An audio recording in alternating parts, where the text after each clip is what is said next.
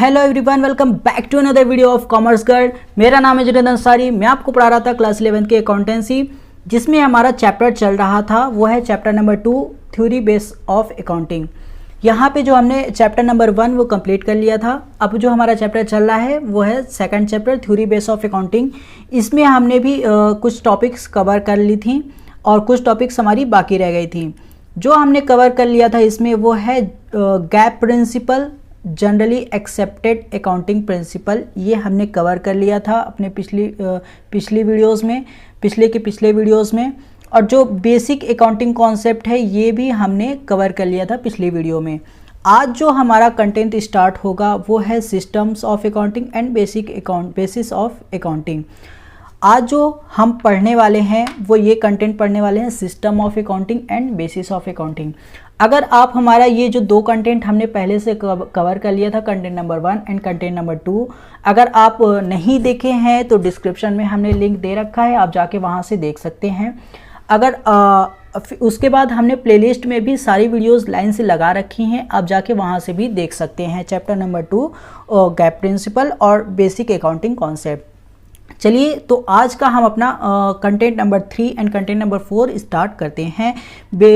Systems of accounting and bases of accounting. Content number 3 systems of accounting क्या कहता है। यहाँ पे देखिए हमारे अकाउंटिंग में दो सिस्टम फॉलो होते हैं।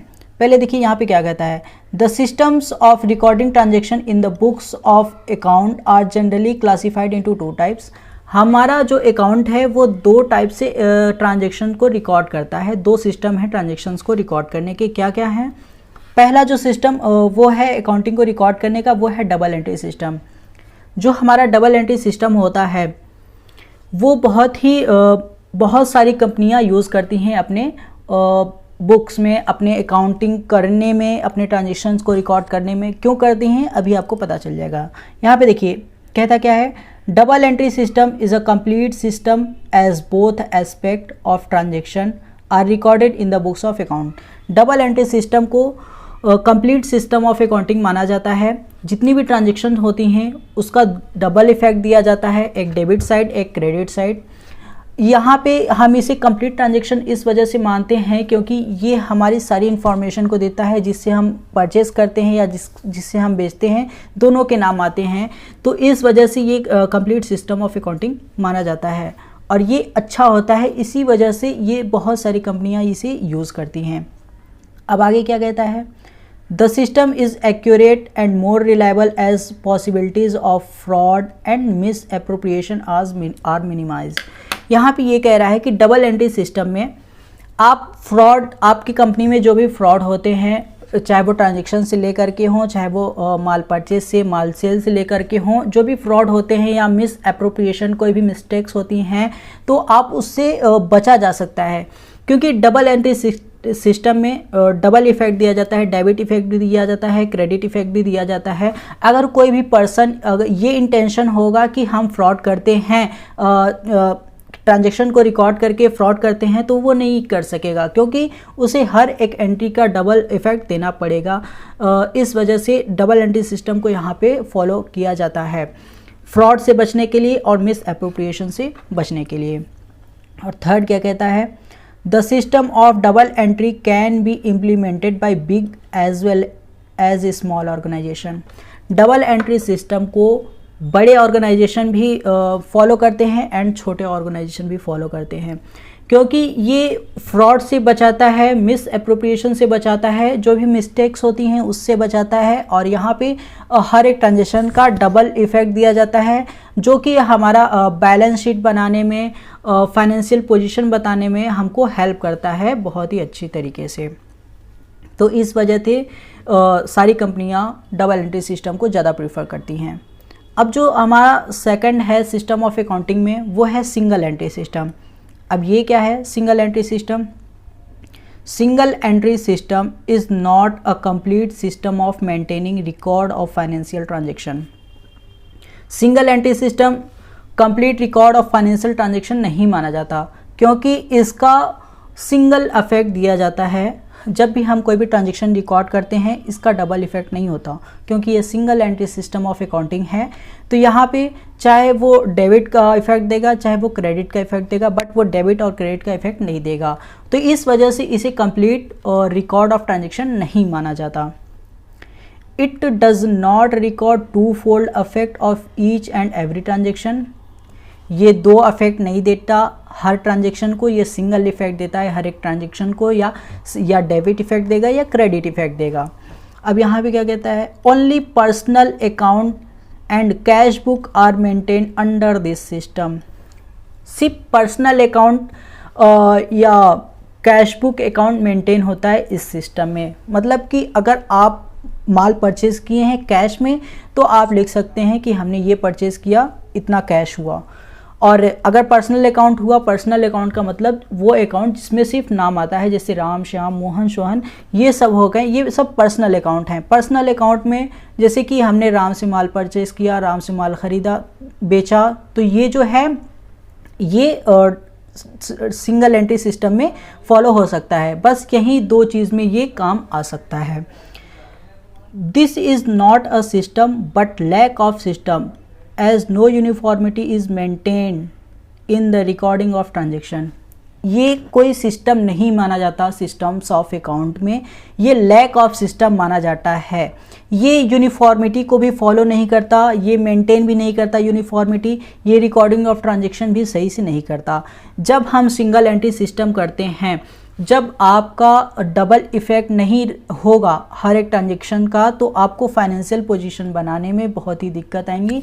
दिक्कत क्या, फाइनेंशियल पोजीशन आपकी बनी नहीं पाएंगी, क्योंकि डेबिट इफ़ेक्ट और क्रेडिट इफ़ेक्ट आपका हो ही नहीं पाएगा। तो इस वजह से ये फाइनेंशियल पोजीशन नहीं बता पाएंगी। तो इस वजह से बहुत सारी कंपनी, क्या बहुत कम ही कंपनी जो यूज़ करती हैं, जो कैश बेसिस पे अपना बिजनेस रन करती हैं, बस वही सिंगल एंट्री सिस्टम फॉलो करती हैं।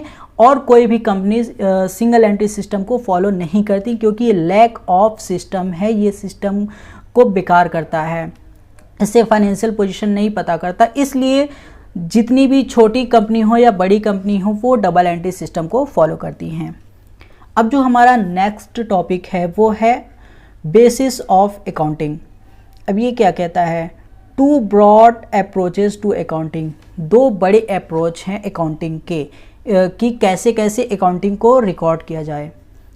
यहाँ देखिए cash basis and accrual basis. अब ये क्या होता है, देखिए कैश बेसिस वो होता है जहाँ पे आपके बिजनेस में जितनी भी ट्रांजेक्शन हो रही हैं वो सारी कैश से हो रही हैं, वो कैश बेसिस होता है। एक्रूअल बेसिस, एक्रूअल बेसिस हम उस बेसिस को बोलते हैं कि जहाँ पर आपके बिजनेस में ट्रांजेक्शन हो रहा है कैश से भी और क्रेडिट से भी ट्रांजेक्शन हो रहे हैं आपके बिजनेस में, बट जो भी आपका फाइनेंशियल पोजीशन बन रहा है वो सारे साल में रिकॉर्ड हो रहे हैं, चाहे आपको पैसे मिले हों चाहे ना मिले हों, वो हम एक्रूअल बेसिस मानते हैं। ये आपको आगे समझ में आएगा जब आप क्या कहते हैं क्वेश्चन करेंगे, समझेंगे उसे, तो आपको ज़्यादा बेहतर समझ में आएगा। अभी आप इसे समझिए। देखिए यहाँ पे क्या कहता है, cash basis. Under the cash basis entries in the books of account are made when cash is received or paid, not when received or payment but becomes due। Cash basis ये कहता है अंडर कैश बेसिस एंट्रीज हम record करते हैं तभी जब हमें पैसा रिसीव होता है। यहाँ पे देखिए क्या लिखा है, रिसीव्ड और पेड। जब हमें पैसा रिसीव होता है या हम पैसा पे करते हैं तभी अपने बुक्स ऑफ अकाउंट में रिकॉर्ड करते हैं। और अगर हमें पैसा नहीं मिला तो हम पैसे को रिकॉर्ड नहीं करेंगे। जब कैश बेसिस का बस सिंपल ये फंडा है, अगर कैश आया तो अपने एंट्रीज में रिकॉर्ड कर दीजिए, अपने बुक्स ऑफ अकाउंट में रिकॉर्ड कर दीजिए। अगर पैसा गया तो अपने बुक्स ऑफ अकाउंट में रिकॉर्ड कर दीजिए, अपने एंट्रीज में रिकॉर्ड कर दीजिए। बट यहाँ पे क्या कह रहा है, नॉट व्हेन द रिसिप्ट और पेमेंट बिकम्स ड्यू। अगर रिसिप्ट और पेमेंट ड्यू है, अगर मिलना बाकी है, मिला नहीं है, कैश में आपका बिजनेस रन हो रहा है, तो आप उस सिचुएशन में आप अपने बिजनेस को आप अपने ट्रांजैक्शन को रिकॉर्ड नहीं कर सकते। जब आपके पास पैसा आएगा या पैसा जाएगा तभी आप एंट्रीज बना सकते हैं, तभी आप रिकॉर्ड कर सकते हैं। और जो सेकंड ब्रॉड अप्रोच है वो है एक्रूअल बेसिस। अब यहाँ पे एक्रूअल बेसिस क्या कहता है, under the accrual basis how your revenue and cost are recognised in the period in which they occur rather than they are paid. यहाँ पे ये कह रहा है कि अंडर एक्रूअल बेसिस अगर रेवेन्यू या कोई भी कॉस्ट इंकर्ड हुआ उस साल में, चाहे वो कैश बेसिस से हो चाहे वो क्रेडिट से हो, मतलब उधार में हुआ हो, अगर या पैसा आना बाकी हो या हमें पैसा देना बाकी हो, दोनों ही सिचुएशन में हम वहाँ पे रिकॉर्ड करेंगे। उस साल में उस साल का जो भी ट्रांजैक्शन है हम रिकॉर्ड करेंगे, चाहे वो पैसा देना बाकी हो चाहे पैसा मिलना बाकी हो। क्योंकि एक्रूअल बेसिस का ये कॉन्सेप्ट है, आप अगर पैसा मिलना बाकी हो तो भी रिकॉर्ड कर दीजिए क्योंकि वो अगले साल मिलेगा, और अगर अगले साल नहीं मिला तो आप उसे आउटस्टैंडिंग करके हटा दीजिए, अगर मिल गया तो भी आप उसे ऐड कर सकते हैं। बट एक्रूअल बेसिस का ये मानना है कि अगर पैसा नहीं भी मिला है तो भी आप रिकॉर्ड कर दीजिए अपने फाइनेंशियल ट्रांजैक्शन में। तो ये रहा आज का पूरा टॉपिक। हमारा चैप्टर नंबर 2 आज एंड होता है। अगर आप हमारी पिछली वीडियोस नहीं देखे हैं तो डिस्क्रिप्शन में लिंक हमने दे रखा है, प्लेलिस्ट में सारी वीडियोस लगी हैं, आप वहां से जाके देख सकते हैं। जो हमारा नेक्स्ट चैप्टर स्टार्ट होगा वो होगा chapter number 3 recording of transaction number 1। तो चलिए मिलते हैं आपको नेक्स्ट वीडियो में, तब तक के लिए गुड बाय।